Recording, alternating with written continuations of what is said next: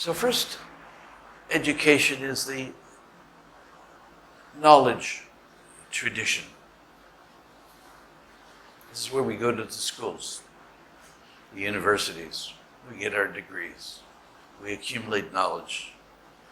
The wisdom tradition is very different. This is where we traditionally have gone to the gurus, to the sages, to the gurukulas, to really discover the inner world, to become intimately connected with that environment that we create through our thoughts, through our actions, through our being. This is where we discover the essence of who we truly are, where we are not simply the product of our environment. All of us are born into a particular family in a particular country, and we go through particular education where we take on the ways of the world, and we take on the values and the ideas of the external world. And there are particular laws to the external world. We study those in school. But equally important, there are inner laws. This we can only learn through second education. And this we call the wisdom tradition, where we learn the mastery of the mind, and we learn that the world is as we see it, that within all of us, each of us, is the capacity to create the world as we would like to create it. We can be as happy as we make up our mind to be. We can manifest whatever it is that we choose to manifest. Think about it this stage in your life. When you look back on it, isn't it the product of your thoughts? You're in school now. You're studying a particular subject. You have a particular career path in mind. Didn't that begin with a simple idea? Wasn't there one point in your life where you began to think, oh, that's interesting to me, that subject, that line of work is very interesting to me. So you began to repeat those thoughts until they become a reality. And we learn through the practice of second education that we have the capacity to create the world as we choose to see it. Yadristi sasristi, it says in the ancient scriptures, that the world is as we see it. So we can choose to try to create change in the world, or we can look within and begin to change what we think. Second education is training us how to do that, how to think in order to create the world and the life and the experience that we value most.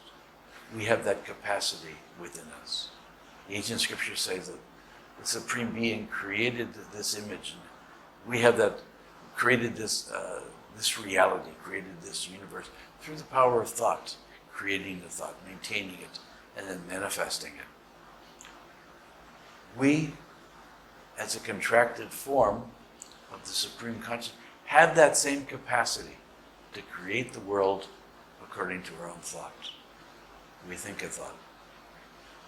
We repeat that thought. That thought builds its capacity, motivates us to action. That action creates the result that we've imagined in mind. All of life begins in the mind. It's an expression of this inner reality. And each of us has the capacity to create the life of our dreams. So let me just say a few more words about second education. Most of us are the effect of our thoughts. Thoughts seem to come out of nowhere. They can come from our upbringing. A teacher said something to us, or our parents said something to us that created a negative self-image. And over time, we've come to believe the stories that our mind tells us. And sometimes those are negative stories. based on old traumas, old past sufferings that we continue to recreate. When situations that are similar to that old event happen, we get triggered. We have emotional reactions that are out of proportion to what actually happened. We begin to understand this process through second education. We begin to see that our emotions are colored by our thoughts, and our thoughts are colored by our emotions. And that our thoughts are not always true. We can have a very negative self-image that we see and we perceive. Others may not see it that same way. So we devalue ourselves. We cause our own suffering. And we make the world give us feedback that reinforces that negative belief about ourselves. Second education is about freedom. Freedom from the old beliefs, freedom from the limiting beliefs, freedom to be who we truly are and to manifest the life of our dreams. There's an epidemic today of depression and anxiety. I was reading the other day that roughly 10% of the youngsters today suffer from one of these conditions: depression, anxiety, other negative emotions. These arise from thoughts, old thoughts or repetitive thoughts that we repeat over and over again. I would invite you the next time you're feeling either anxious or depressed to really look at that feeling and where's it arising from? More than likely arising from a tearing thought, a thought of the past or a fear of the future that's creating the inner reality of the experience. If you really look at emotions and feelings, and you can usually trace them back to a particular thought.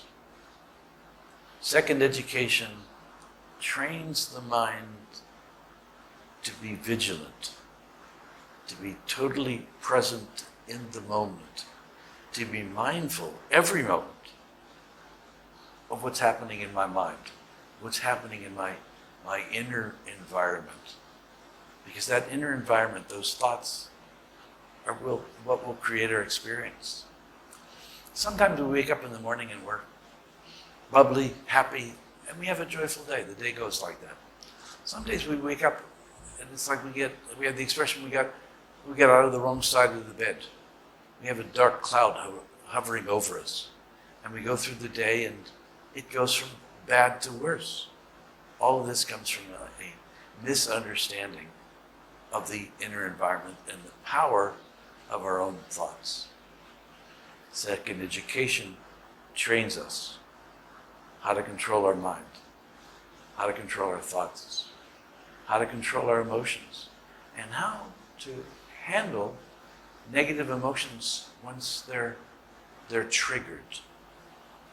I had an experience several years ago. I was leading a retreat in Italy. And I was leaving the meditation center and heading back to my apartment. There was a little narrow street in an old medieval town called Assisi, Italy. And as I was crossing the street, a young man was racing his car on the street, and I had to dive out of the way to prevent from being hit. My heart was pounding.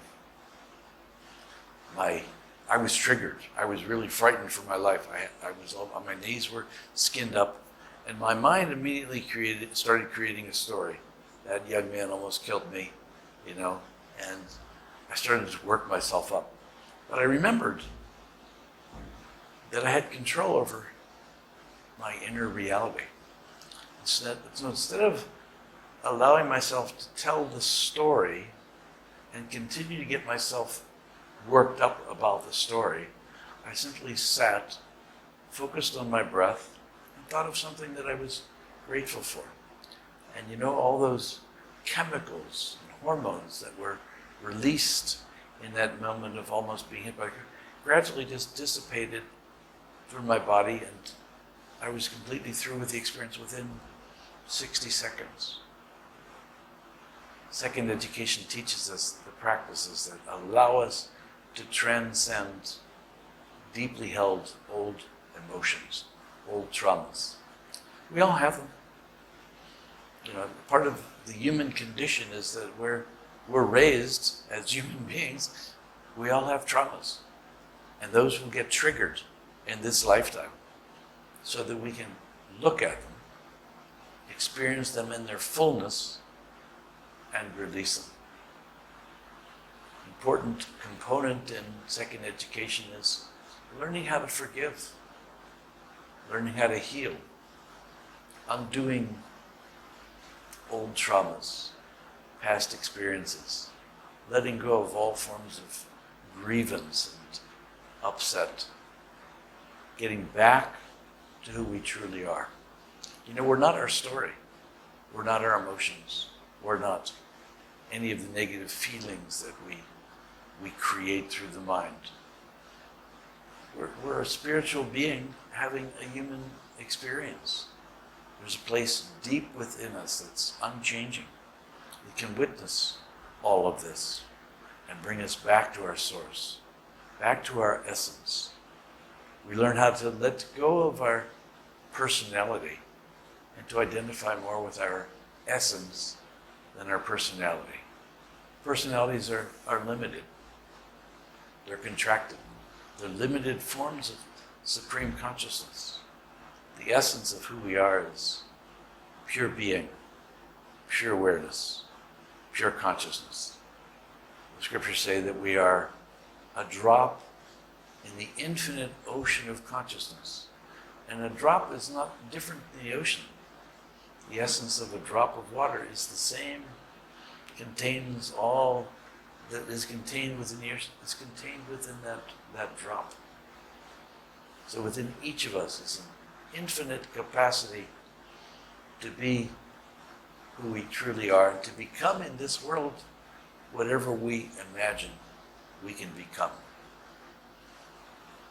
We can choose to become doctors, lawyers, nurses, astronauts, athletes. It all begins with a thought. Whatever thought in mind, whatever thoughts we hold in mind, manifest in kind. So the world we're seeing right now is the one that we've imagined. We each live in a world that we've created. Each individual soul has the capacity to manifest its own reality. In fact, each of us have done that. We have become what we thought we truly are. Whatever we've thought, this is what manifested as our reality.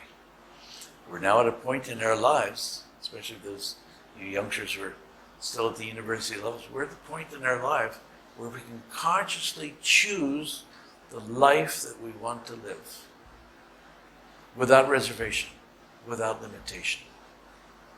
Can you believe that that's true? That whatever you can conceive and believe, you can achieve. That's what all the great beings have told us. All the great successes in business, in the arts, have believed in a vision and have chosen to pursue a life based on that vision. That vision can be a download from the Supreme Consciousness, manifesting our soul. It can be a vision that we create in mind and then manifest in kind, without limit. Most of us are conditioned to believe that we're limited. I'm not whole. I'm not complete. I'm not good enough. If you're honest with yourself, haven't you had those thoughts? I know I've had. I'm not good enough. We have the imposter syndrome, that, I'm pretending to be something that I'm really not. We live in a state of fear, a state of anxiety, of existential angst. We feel separate from other people. We're afraid that they'll find out that what we're thinking and that we're not really that good. This is part of the human condition. It's part of the way we've been trained, the way we've been raised. It's part of the culture. Reinforces that idea to us that I'm somehow not good enough, that I need to improve myself. I'm not good enough as I am. I have to get lots of first education. I have to go through my school, and then I have to get my BA, and then I have to get my PhD, and I have to keep learning and getting more knowledge so that I'll be good enough to become something. Second education teaches us that the essence of our being is whole and perfect and content as it is already. We don't need to improve ourselves. We simply need to recognize who we are really. So long as we identify with this body, we'll be limited. So long as we identify with our thoughts, we'll be limited. There's a place within each of us that has no limitations, has no boundaries. We're all connected to the universal consciousness. And the great scientists and the great artists and the great religious teachers have been somehow able to connect to that universal consciousness and bring forth a manifestation of it. Breakthroughs, relativity, Einstein, Heisenberg, all the great scientists were somehow able to connect to this deeper reality where all knowledge already exists. We simply discover that which already exists. And this is what second education teaches us. How to connect with all knowledge that already exists. Think about the power of the mind. Einstein discovered principles of physics. He didn't discover principles of biology. His mind was focused on physics. Others have studied biology. They focused the mind there and received the discoveries there. Certain artists, Picasso, new ways of seeing, the different artists from all the different times and traditions. The Impressionists saw reality in a different way. Why? Because the mind was able to become one-pointed. So we learn how to point the mind in one direction through meditation on any particular object or thing. In spiritual practice, it's focused within, to the self, to the source. We can use that same ability in our work, in our profession, to focus the mind, to make it like a laser, and to make new discoveries, and to create new products. This is the power of the mind that we learn through second education.